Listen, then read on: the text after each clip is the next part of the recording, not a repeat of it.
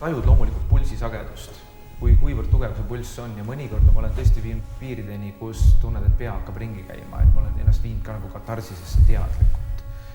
Aga mõnikord ka ütleme, aktiivse muusika selline läbielamine kehas tekitab ka lihtsalt juba selliseid võnkeid, et sa tajud, et ahaa, nüüd see piir on käes. Kontsentreeritud mõtte edastamine on nagu vabanenud ja see on nagu füüsiliselt selline kõikehõlmav tunne, et pigem on see nagu vabastuse tunne.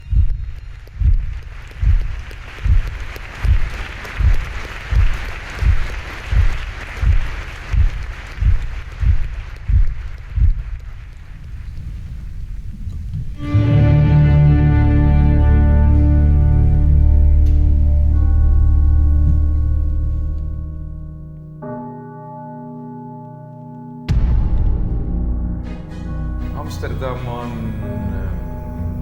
tegelikult juba märk kunstist, märk muusikast ja sümbioos just selle kõige paremas tähenduses. Seetõttu Amsterdam minu hinges tekitab alati eriti sooja tunde. Seal on muide ka väga hea noodivood kontsertgebau kõrval ja ka paar väga head kingapoodi. Ja on olnud hetki, kus mul on tõesti vaja olnud lakkkingi kontserdipäeval ja sealt samalt tänavalt ma olen ka kõik saanud. No kõigepealt Amsterdami kontsertgebau dirigentide ruum, kus me praegu oleme, on ajalooliselt väga eriline. Ja loomulikult see dirigentide ruum on ju mõeldud selleks, et astuda lavale suurele kontsertgebau tõesti ajaloolisele poodiumile, kus siis tegelikult on ju seisnud kõik maailma suured dirigendid. Nii Eesti dirigendid kui ka tõesti aegade algusest juba dirigentide kooli sellised põhikujud, Herbert von Karajan, legendaarsed maestrod, aga ka Gustav Mahler ja nii edasi. Et see maja on näinud väga palju suurte teoste maailma esiettekandeid ja just Gustav Mahleri teoste esitamistraditsioon on siin väga tugev. No peaaegu 5 aastat siis seob mitte ainult see maja minu tegemistega Amsterdamis, aga ka paljud teised kontserdisaalid, kui ma olin Madalmaade Kammerkoori peadirigent. Seda sümpaatsem on praegu olla siin tagasi külalisena, aga et laval on Madalmaade Kammerorkester, Madalmaade Kammerkoor ja selline taaskohtumine ja õnneks ma olen olnud juba siin laval, et sellist esimest närvi enam ei ole, aga see on selline üks sellistest maailma tuntumatest saalidest, mille ees on alati suur aukartus ja lugupidamine.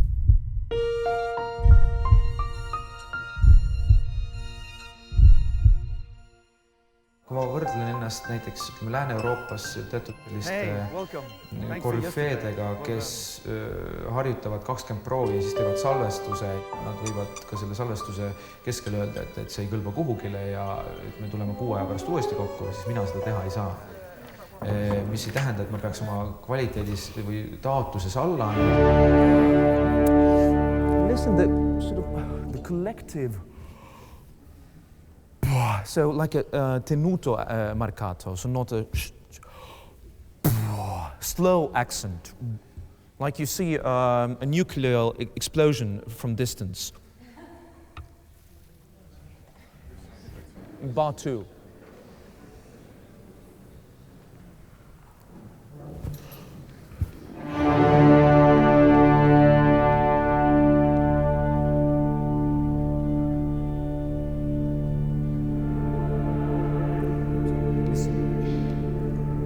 How soft can the organ play in bar 2? Not that. That's too. No, it's too nasal. Well, take the version then in tune, but not too nasal. For us, I would love to hear harp should dominate, and she plays in pianissimo, maybe piano, but let's listen to her color. Just A.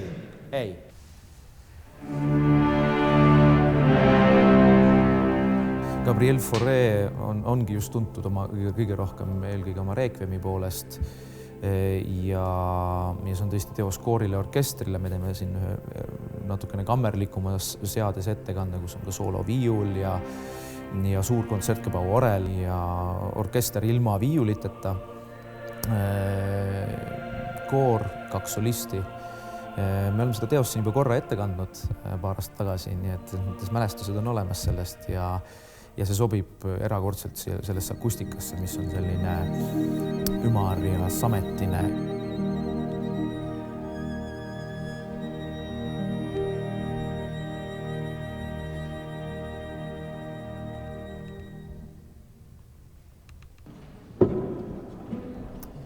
Bar 25. Bar 25, please. Could we have a G? Thank you. Third movement, bar 25.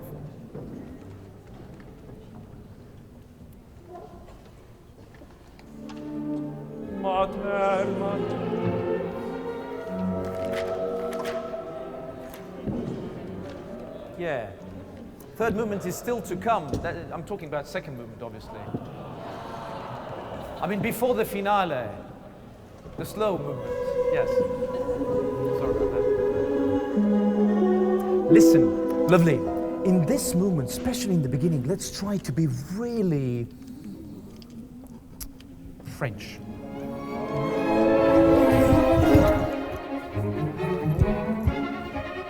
Prantsuse kaasaegne helilooja Guillaume Connaisson, kes on praegu, ma arvan, tõusev täht kompositsioonimaailmas ja tema valguse liturgia, Liturgie de Lumière kannab teos pealkirja ja 3-osaline erakordne teos ja just koorile ja orkestrile.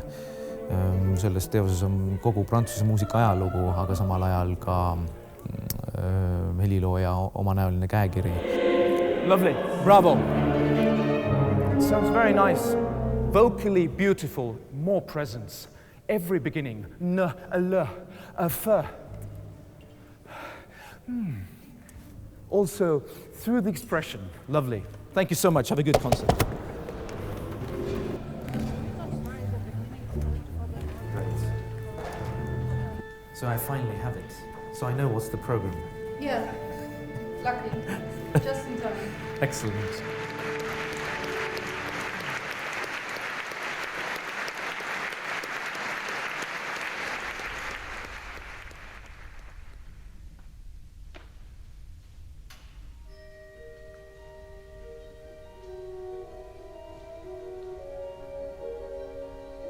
Erakordne, kui lähedased pereliikmed on saalis toetamas ja minu ema on tõepoolest olnud selline muusika kirglik fanaatik ja ka minu toetaja, et selline energeetiline toetus, mida siis on saalis tajuda ja viimasel ajal ongi kujunenud välja olukord, kus ma kohtun oma emaga rohkem välismaal kui Eestis, seepärast Eestis on tavaliselt nii tihe aeg ja palju toimetamisi. Ma olen ise nii uudishimulik, ma tahaksin kõik tema kontserdid ära kuulata ja vaadata. Mulle nii meeldib kõik see, mis ta teeb.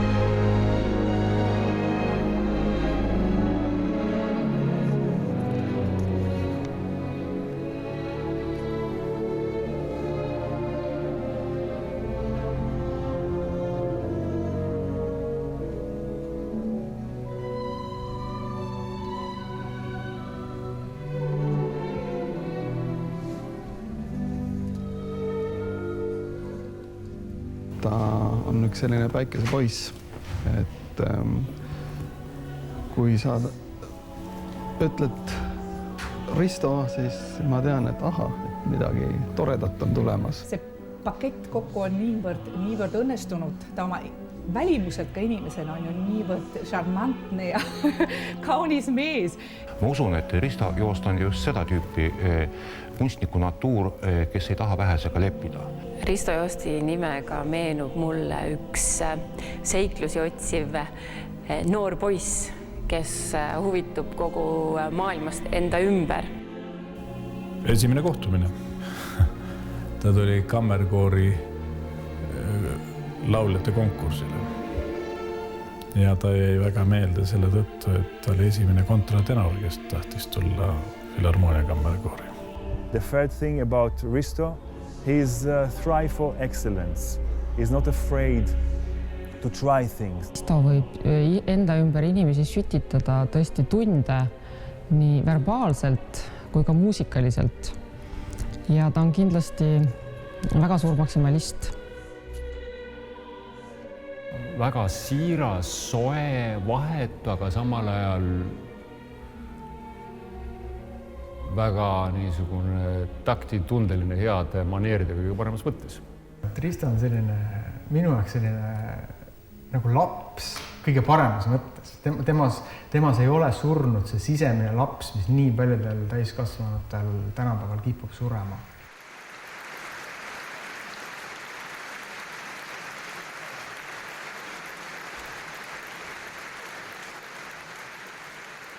Ma tunnen, et ma olen alles alguses.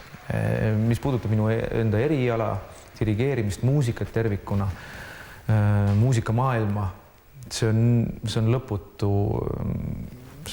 teadmiste ahel, mida saab ainult avastada juurde. Nii et kui ma suudaksin hetkel vastata, kes ma olen, siis ma arvan, ma olen üks õnnelik inimene kahtlemata. Minu teele on sattunud inimesed, kes on suunanud mind sellistele radadele, et ma saan läbi muusika nautida seda elu, kohata erakordseid inimesi, töötada selliste muusikutega, kellelt mul on iga päev õppida. Alati on peale kontserti nagu eriline tunne, kui läheb, ütleme enam-vähem selles suunas, nagu oli plaanitud. Kunagi ei tea, aga sellises saalis sellist lugu. Erakordne.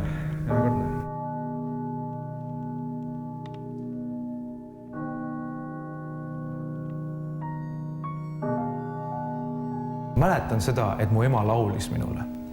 Ema laulis ja ma mäletan sellest ajast, kuna me elasime 6. korrusel, siis õhtu päike paistis aknast sisse ja see oli selline, kui päike paistab, siis on alati selline positiivne atmosfäär. Ehk siis ma mäletan, kodus oli hästi palju soojust. Meie elasime kesklinnas Kalevi spordihalli lähedal ja sel ajal oli ümbruskonnas väga palju lapsi, temaealisi. Mul on meeles ka kas või igasugused poistekampade liikumised ja meil oli ju põhiline ikkagi see, et meie teisel pool Imanta tänavat olid Tvigateli majad, kus siis elas tol ajal valdavalt vene keelt kõnelev seltskond ja siis sellised poisiaja, sellised väiksed kivisõjad üle mäe ja...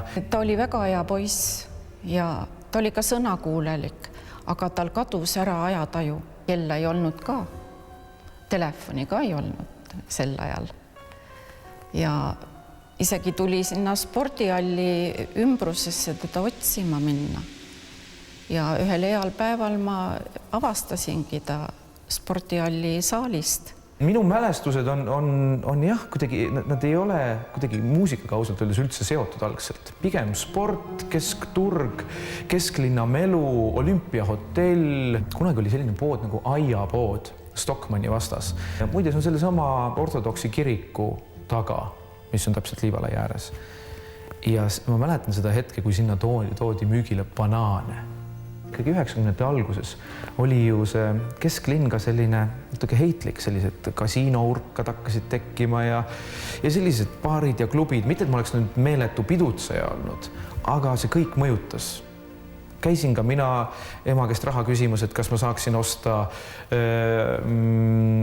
markade eest lotot on ju kusagil putkast ja siis need markade eest minna kuskile valuutapoodi ja siis jälle äkki veel minna mängida natukene mänguautomaatidega, et mine tea, äkki tuleb jackpot ja ühesõnaga kõik sellised 90. alguse mõjutused olid täpselt samamoodi kesklinnas ju eriti tajutavad.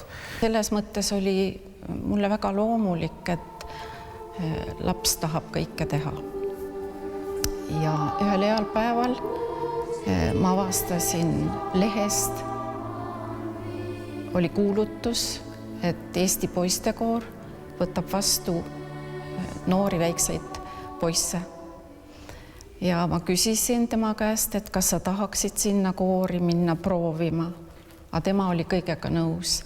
Ja läksime Estonia kontserdisaali siis ette laulma. Tere poisid! Tõuseme püsti. Täna oleme kõik kokku tulnud selleks, et Mummi kontserti laule harjutada. Laulame hääle. Lootusrikas keskkond. Ja kuna mind suunati just Katrin Raamatu poolt kohe muusikakeskkooli, siis see kohe oli kuidagi orgaaniline tervik. Ja kuna õnneks mind võeti vastu, katsed läbisin, siis poistekoor, muusikakeskkool ja korvpall, Kalevi spordihall hakkasid kuidagi paralleelselt või sellise kolmikuna eksisteerima. Keskkooliaeg tegeles väga palju spordiga, tegi palju nalja, viskas vempe, kiusas teisi mingil määral. Ma ei ole kindlasti oma nooremas eas olnud mingi pühak. Mul oli Risto pigem tollel hetkel pinnuk silmas, et prooviaeg lollusi tegi nagu koolipoisid ikka, lausa 12. klassis, ja täiesti teisest ooperist, kui akadeemias oma koori tegi. Selles on nagu Jeeriku pasun. The Lord gave the word. Laulge saali. Great was the company of the preachers. Alustame vaiksemalt. Great was the ühesõnaga quasi kahe peale. 3. takt. Kui Risto selle kooriakadeemiale asutas ja meid kokku kutsus, siis esimesest proovist saadik sain ma aru, et nüüd on tegemist millegi oluliselt nagu tõsisema ja kõrgema tasemega asjaga, kui ma seni koorides olin kogenud. Üks asi on professoriga töötada klassiruumis 2 klaveriga ja selle üle ma olin väga rõõmus. Ja professor Kuuna Areng andis mulle tõesti eluks väga olulisi näpunäiteid, mitte ainult dirigeerimisvallast ja erialaga seonduvalt, vaid eluliselt, eeskujuna ka inimesena. Aga see kõik tuli ju läbi proovida. Ja elus organism on midagi sellist, mida sa saad ikkagi tajuda ainult reaalses protsessis. Sorry.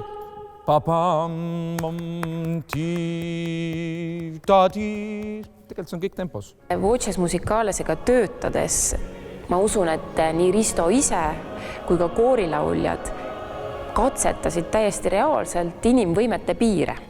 Et see muusika tegemine, see detailne lähenemine, see lihvimise filigraansus, et tihtipeale need nõudmised ulatusid peaaegu et nagu kosmosesse, aga me tundsime, et me oleme võimelised mingeid asju sooritama ja loomulikult pikemaid fraase lauldes mingid asjad lahustusid, aga see mingi teadlikkus nendest muusikateostest ja loomulikult see mälestus on ju siiani kogu nendest programmidest, mida me seal õppisime.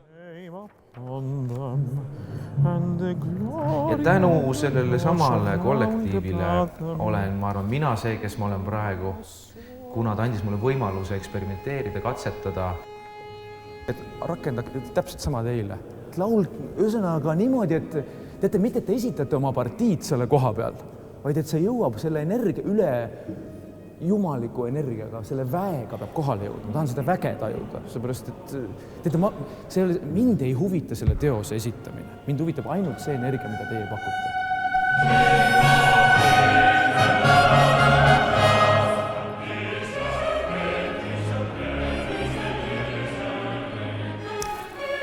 Risto valiti Viini õppima vahetusüliõpilaseks Muusikaakadeemia poolt oma tublide tulemuste pärast ja sellega kaasnes stipendium.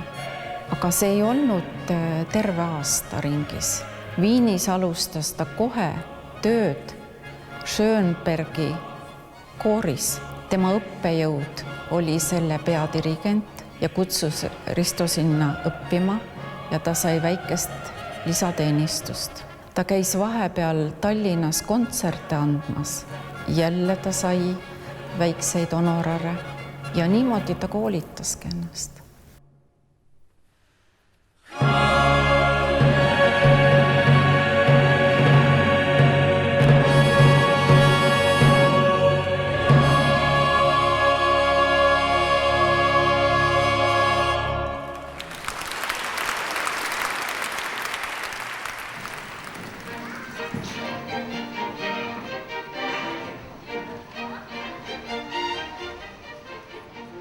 Estonia teater on minu, ma arvan, inimeseks kujunemise lugu ja just läbi selle süsteemi. Ma esimest korda puutusin Estonia teatriga kokku tegelikult läbi Muusikaakadeemia. Kui Muusikaakadeemia ooperistuudio tegi ettepaneku juhatada sellist projekti nagu jällegi Mozarti ooper La Finta Giardiniera. Aivar Mäe sai peadirektoriks ja kutsus mind teatrisse, aga ühtlasi seal siis tekkis selline olukord, et oli vaja ka kooriga tegeleda ja ma võtsin vastu nagu 2 positsiooni, nii dirigendi kui ka siis peakoormeistri positsiooni. Ja ma olin peakoormeistri kohal 2 aastat ja see andis mulle võimaluse tõesti õppida seda teatrit seespoolt tundma. Teater ongi suurepärane. Midagi ei püsi paigal, olgugi, et sama etendust mängitakse korduvalt ja korduvalt siis. No tšauki, tšau, rõõm näha. Hey man, good to see you. At the end, yeah? Right.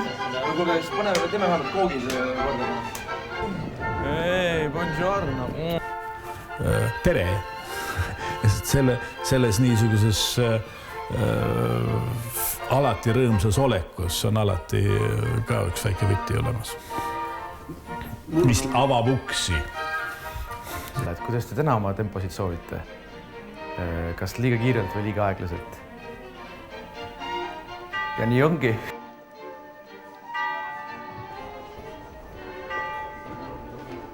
Rahvusooperil on asendamatu koht minu muusiku teel. See orkester, Rahvusooperi orkester on mulle õpetanud ellu jääma. Ma arvan, et igas olukorras ja reageerima kiiresti ja õpetanud üldse, kuidas üks selline komplitseeritud mehhanism töötab, sellepärast, et see erineb ikkagi väga palju tavalisest orkestri tööst, orkestri spetsiifikast.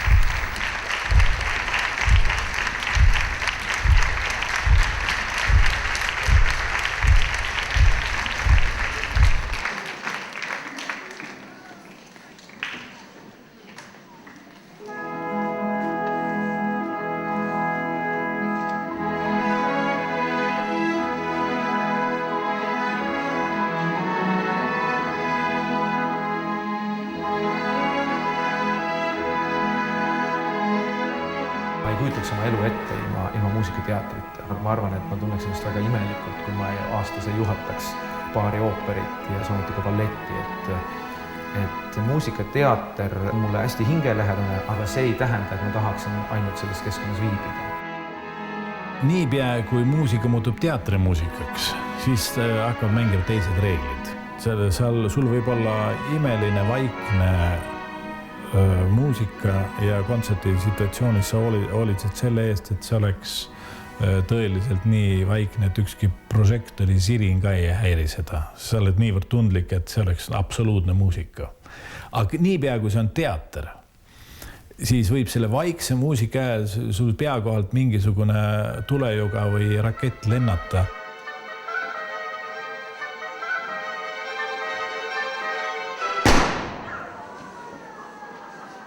Siis see on teater.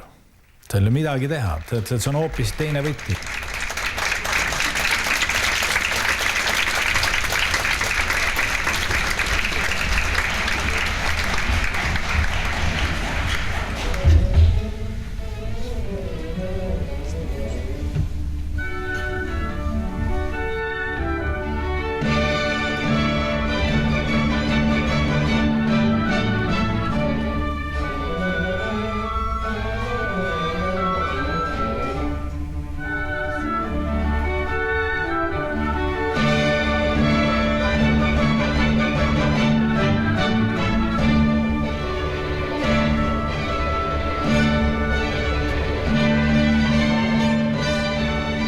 Muusikateater on üks kõige suurem diplomaatiline keskkond, mida üldse võib ette kujutada. Kõigepealt erinevad väga jõulised struktuurid saavad kokku.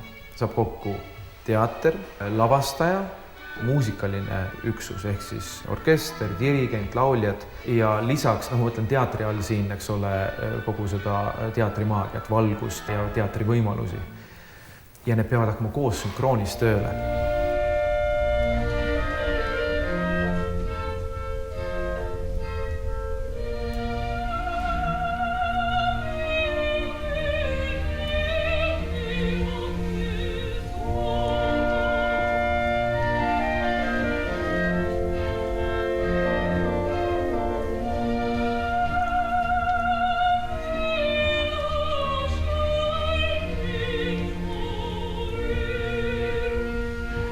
sa pead olema inimene, kes suudab teistele teha head.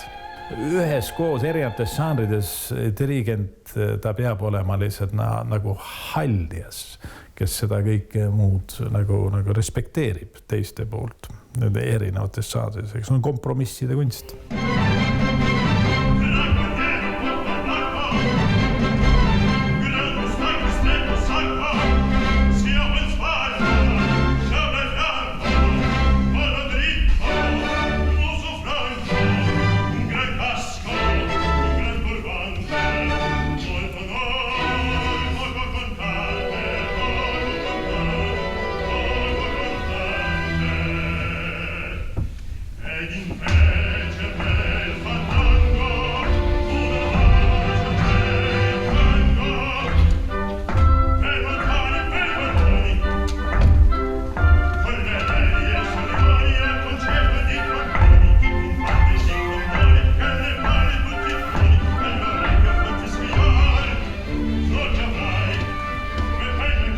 Operiteatris balleti dirigeerides saab nagu julgemaid poognaid tõmmata, siis ma tunnen pärast, et mul oleks ka nagu selline 500 kalorit kulutanud.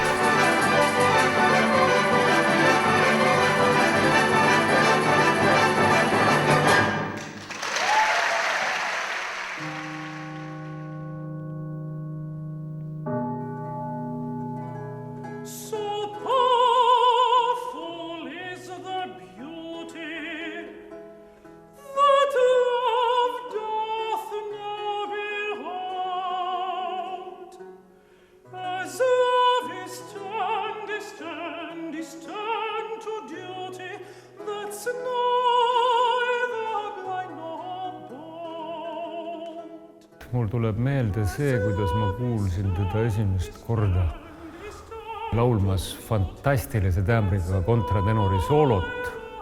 Sellest hetkest ta jäi mulle kui muusik väga sügavalt meelde. Risto hääl, see kontratenor, on üliharuldane nähe, sest barokkajal, vanadel aegadel kastreeriti tihti ka noori poisse. Minu meelest just nimelt barokkmuusikasse ei ole midagi ilusamat kui ühe kontratenori tämber.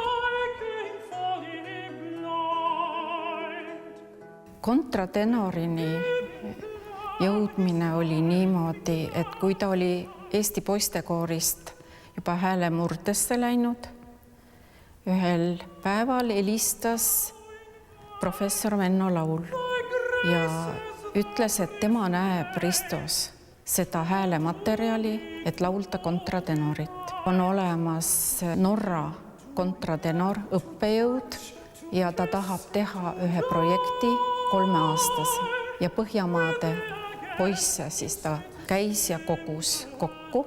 Poisid laulsid, nende häälepaelu filmiti, räägiti nendega ja niimoodi nad õppisid ja laulsid, käisid erinevates riikides kontserte andmas ja see talle väga meeldis.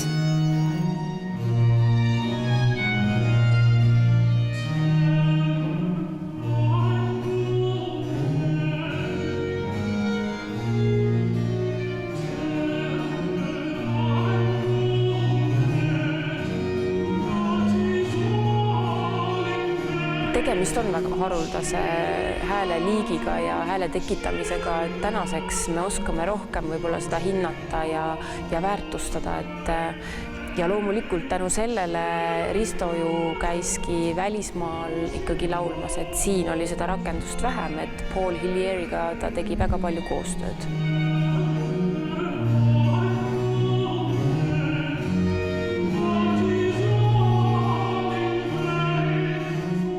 Me räägime Eesti muusikast, siis ta võiks olla näiteks vabalt ühe barokkooperi püsikoosseisu liige ja laulda kõik kontratenori partiid, sest seda tööd jätkuks eluks ajaks. Muusika poole pealt saab kontratenor tööd Maa ja ilm.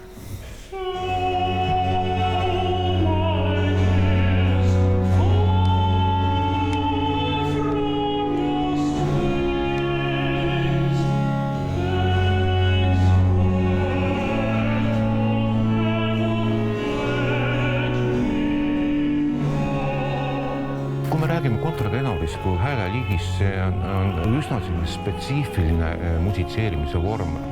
Kui laulja valib omale vokaalseks tööks sellise hääleliigi nagu kontratenor, siis see nõuab tegelikult jäägitud pühendumust. Kõik seesama tegelikult, mis kehtib tema dirigeerimise puhul, see kehtib ka tema laulmise puhul, et ta teeb seda hästi ja kirglikult ja loodus on talle andnud ilusa häälega.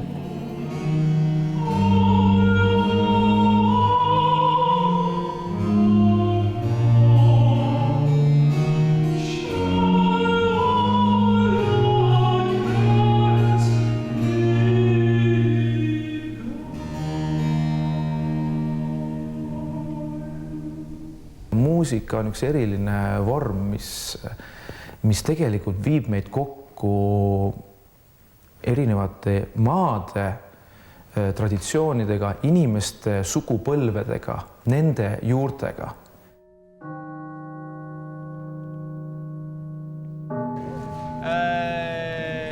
Jüri jääb siia alla nagu visuaalseks efektiks. Tšellod üritame panna niimoodi siia keskele. Siis üritage viiulid minna natuke rohkem kompaktsemalt kokku ja võib-olla isegi teisele poole ka, vaadake, mis võimalik on. Ja võib-olla olete seal külje peal, ühesõnaga paneme selle pildi kuidagi toimima.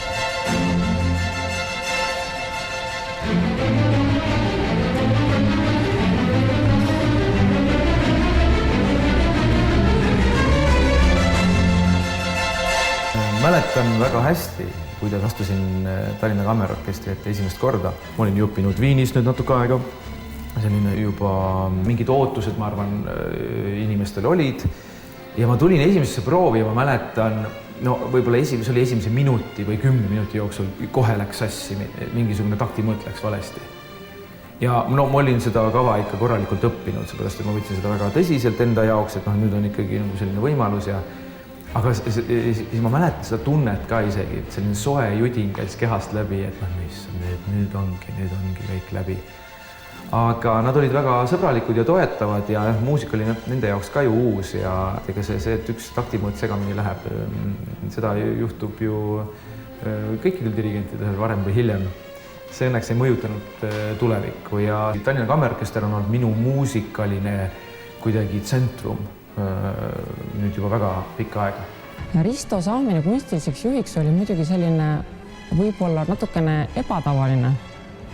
Et kuna ta tuli 2013. aastal Tallinna Filharmooniasse, orkester ise teda kutsus oma peadirigendiks. Tema esimene periood oli 3 aastat, mis on tavaline. Ja siis oligi küsimus selles, et kas orkester soovib, et Risto jätkaks nende kunstilise juhina. Ja orkester, me tegime orkestri hulgas küsitluse ja see tagasiside oli konsensuslik, et kõik soovisid, et Risto jätkab. Ma arvan, et ikka põhiliseks kujuneb see töö, mis inimene teeb ja selle järgi nagu valitakse. Sa võid ju käia ja juhatada seda kollektiivi, aga see põhiline võti on see, et kas sind kutsutakse tagasi ja Ristot kutsutakse. Ta ongi selline väikese poiss, et ta tuleb ja pillimängijatel on temaga koos hea olla ja samas on ta töökas ja armastab töötada detailidega.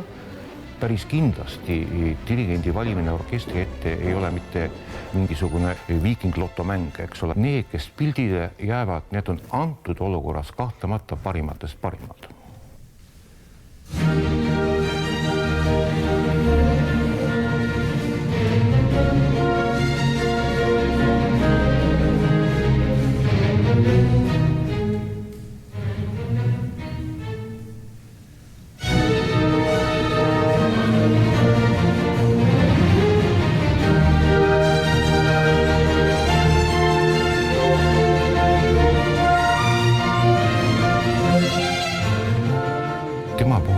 Alati köitab just see, kuidas ta näeb ja tunnetab seda tervikut. Publik, kes istub saalis, saab sellest osa ainult ja ainult siis, kui dirigent on mõelnud läbi kogu kontseptsioon ja oskab seda veenvalt avada. Praegu hämmastab mind tema tohutu kiire areng et see, milliseks dirigendiks ta on kujunenud. See Tallinna Kammerorkester on temaga koos töötades leidnud hoopis nagu uue ja hea hingamise.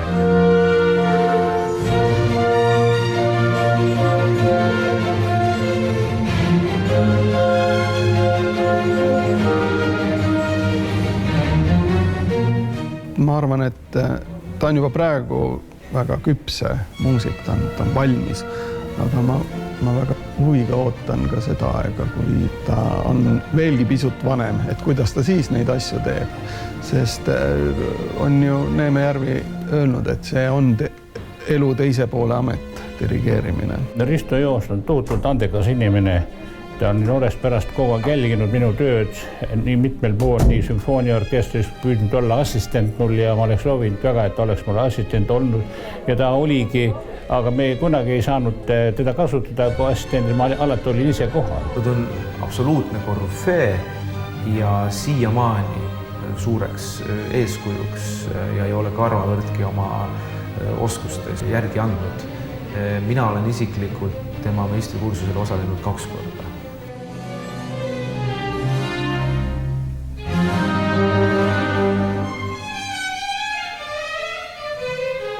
No kui ma dirigenti esimest korda kohtan, siis niisugustel inimestel, kes midagi juhivad, neil on juba omaette aura. Kui nad juba ruumi sisenevad, on nad niisuguse tugeva keha keskpunktiga, et nad hakkavad silma.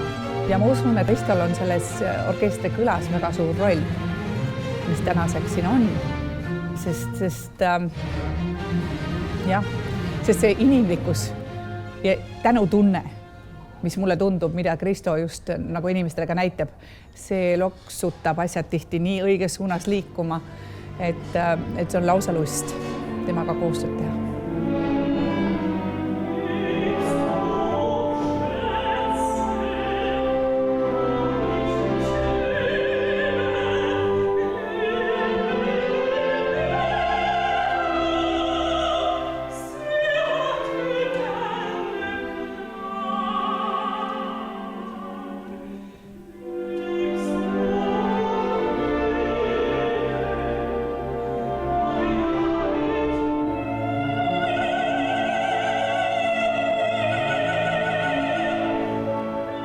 Muidugi ma olen vaimustatud ka kammerorkestri professionaalsusest ja nende arusaamast nende asjade vastu, sest maalerit täna mängida kammerorkestril ei ole lihtne.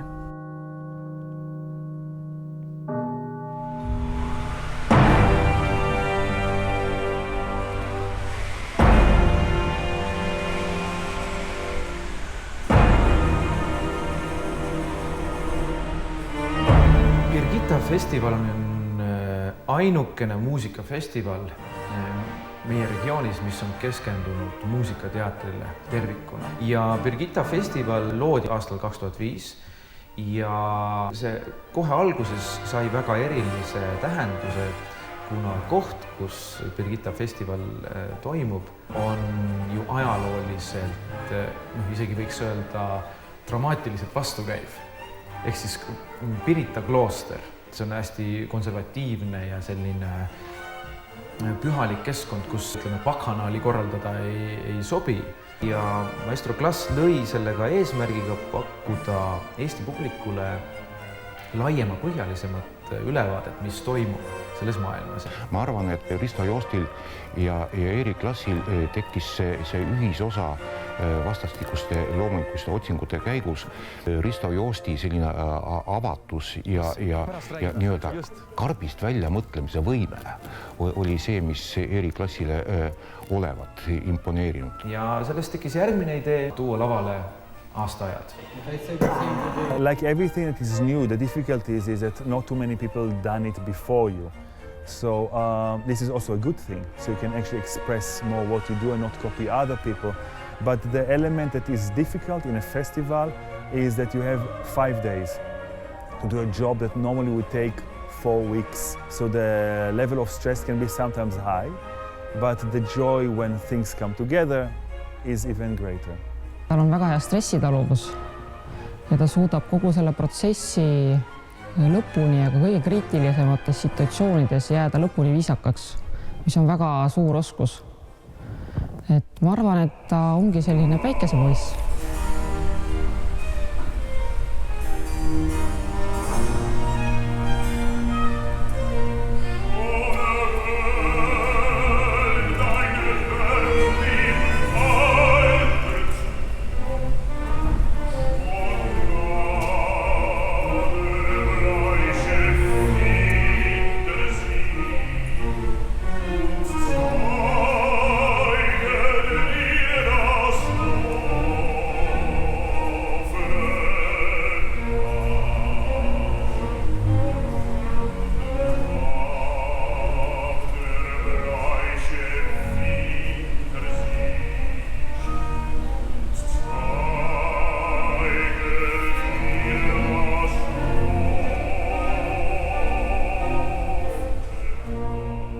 I think Risto breathes music.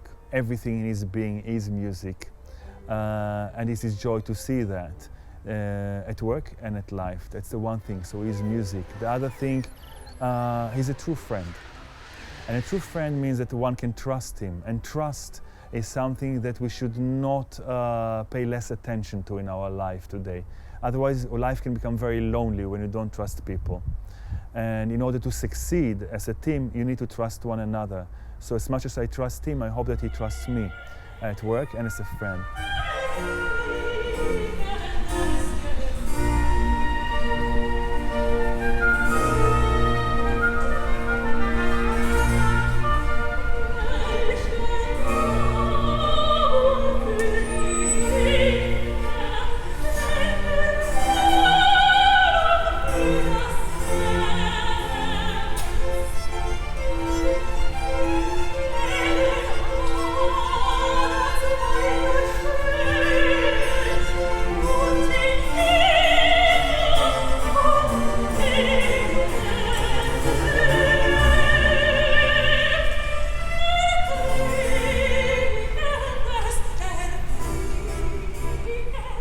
Kui sa lähed oratooriumi puhtat muusikat kuulama, see on üks maailm, niipea kui öeldakse on lavastus, siis sa arvesta sellega.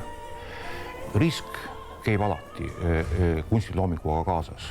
On käinud seda hallidest aegadest saadik ja tõenäoliselt käib ka edaspidi, sest et kunst on inimtegevuse valdkonnas, kus ei ole absoluutselt mingit garantiisid. Ma ei kujuta ette, mis Joosep Haydn sellest oleks arvanud, aga sisetunne ütleb, et ma arvan, et oleks seda päris lahedaks pidanud. I think ego is not a negative thing. Otherwise, you would not be a conductor, not be a director.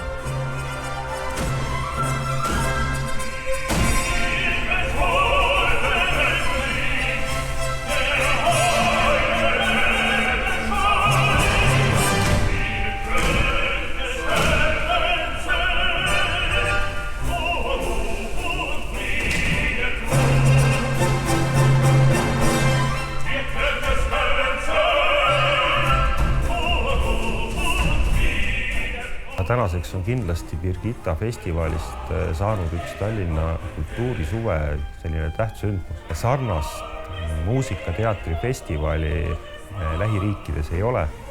Ühelt poolt on see loomulikult muusikafestival, aga teiselt poolt on ta kindlasti selline turismi propageerija. See toob siia inimesi ka teistest riikidest mitte ainult esinema, vaid ka kuulama ja tutvustab Tallinnat terves maailmas. Maestro klassi käejälg või sõrmejälg on selle festivalil alatiseks olemas, kuna iga festival alates eelmisest aastast on ka pühendusega maestrole.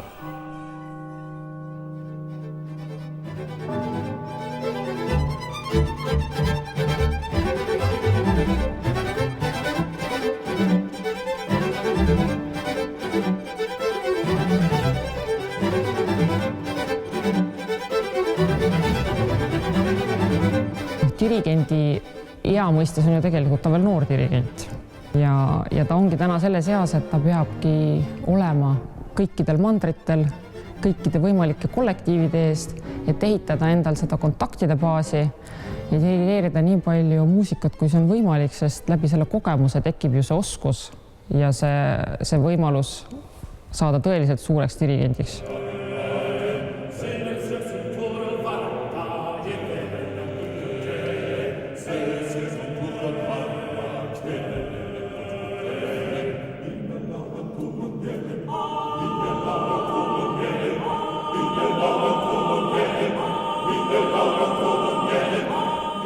See võib mingil seas olla päris suur ihaldusväärsus. Ma arvan, et see on iga inimese enda sisemine kell ja sisemine vajadus, kuidas sa ennast hästi tunned. Ühtepidi sa oled, seda nimetatakse rattas olemiseks. Et sa oled ja sa ei saa sealt välja, kui sa selle mahiinaga kaasa lähed.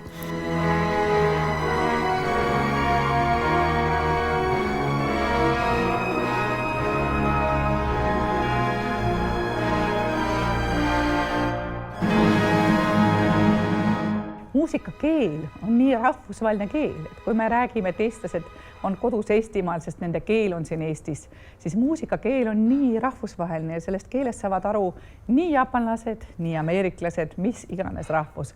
Et kui me räägime nagu muusika kodus, siis see on tegelikult inimeste südames.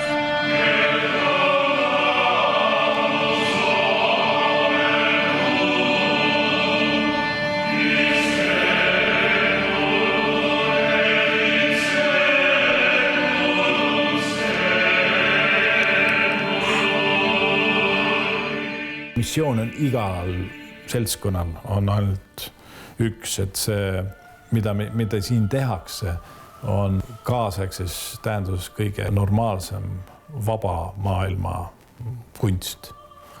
Ja see missioon, mis vaba maailma kunstil ongi hoida seda vabana.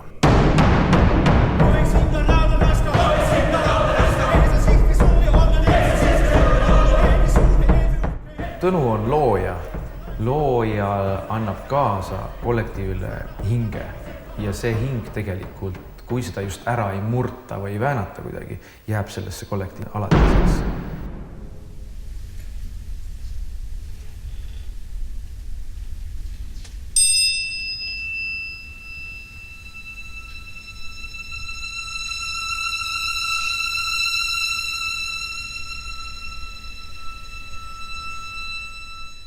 Missioon on ikkagi seotud Eesti kultuuriga. Päris palju aastaid ma olingi kammerorkestri juures nii-öelda see uue muusika dirigent ja ma arvan, et see kooslus kammerorkester ja Eesti muusika on väga sõbralikes suhetes ja ma usun, et see jätkub väga pikalt.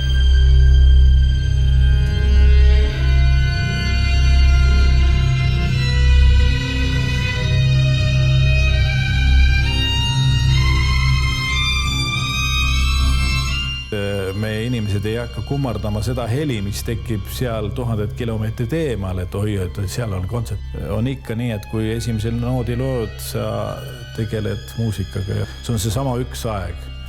10 sekundit on siin samasugune nagu Carnegie Hallis. See kõla, mida sa juhatad, on see kõik seesama. Ma ütleksin, seda võib öelda, et siin Mustpeade saalis saavad inimesed rahulikult kuulata rahvusvahelisel tasemel muusikat. See kvaliteet on sama kui seal. It's a small by size orchestra, but the sound is big and it's a high quality orchestra that deserves international recognition.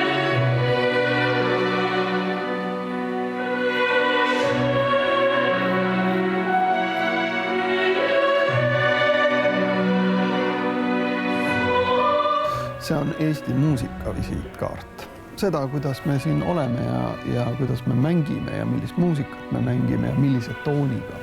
Ma arvan, et Tallinna Kammerorkestril on välja kujunenud oma toon. Ja ma arvan, et Ristol on väga suur teine siin.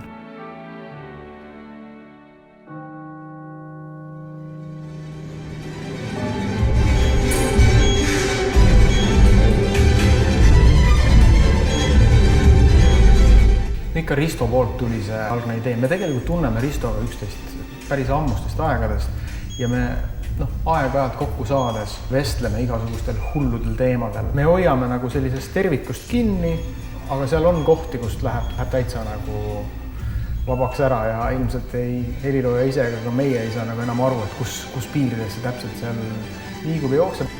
Ma arvan, see on kindlasti seiklus. Kõikide selliste suurepäraste muusikaliste koosluste tegelikult see põhiline platvorm on ju see kahe inimese vaheline sünergia.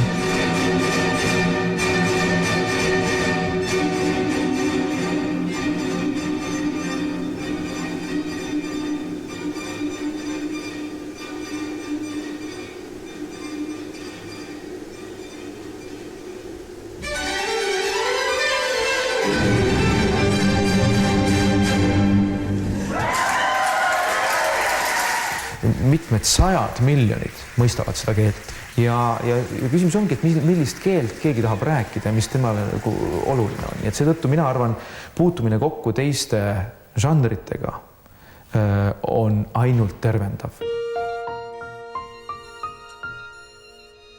Ma arvan, et ükstaspuha, kas oled dirigent, näitleja, instrumentalist või midagi.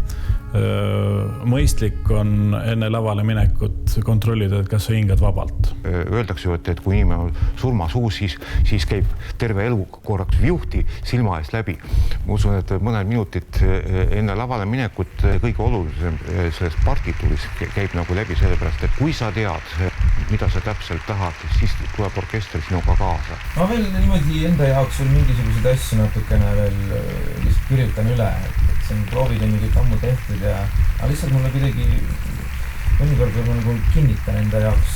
Lihtsalt tead, see on ka ausalt öeldes rahustav tegevust, mida veidikene nagu sodida nooti. Et lihtsalt see tõesti, see on nagu ütleks aamen selle peale.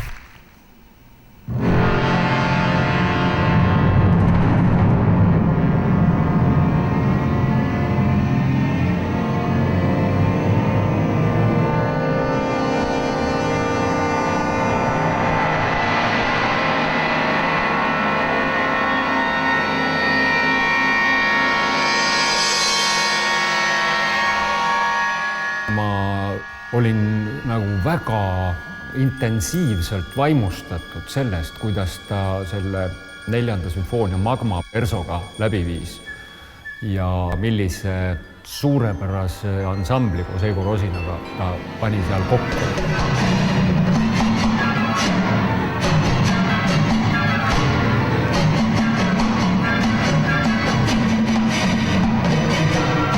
Mul on tunne, et tema puhul ikkagi käivitavaks jõuks on mingisugused helid, ükskõik millised need ka ei ole, et need panevad ta särama ja annavad talle jõudu ja energiat. See energia, mis ma välja annan, see tuleb ka tagasi. Energia saab olla tasakaalustatud ainult siis, kui on mõlemad pooled aktiivsed, et jõuda keskele.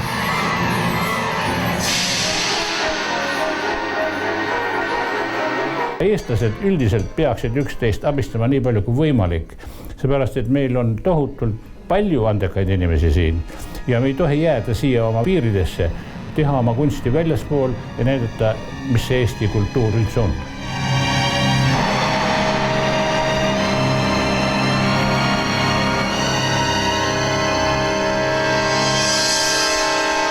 Praeguses keskkonnas, kus on võimaluste paljusus ja konkurents äärmiselt tihe, veeta oma elu muusikuna täiskohaga on suur privileeg.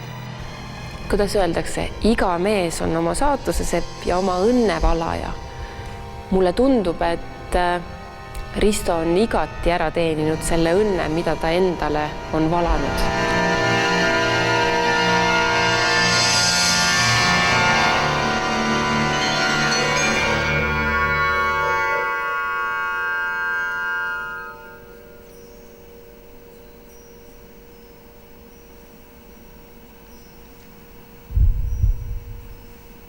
Ma arvan, et see ongi see, mille pärast me seda teeme. Neepärast, et teised inimesed annavad meie tegevusele mõõtme. Et sa võid olla Robinson Crusoe küll ja ellu jääda ja hakkama saada ja sinu parim sõber võib olla papagoi on ju, või eks ole, Cheetah, eks ole, Tarzani filmist, aga meil on vaja tagasisidet ja inimene on sotsiaalne olevus ja me teeme seda teiste inimeste pärast. Ja ilma publikuta ei saa muusika oma lõppfaasis sellist tähendust. sealt tekivadki traditsioonid, tagasiside ja selle muusika ülevus, see on ikkagi see inimeste antud lisatõuge, mis need teosed ellu tõstab.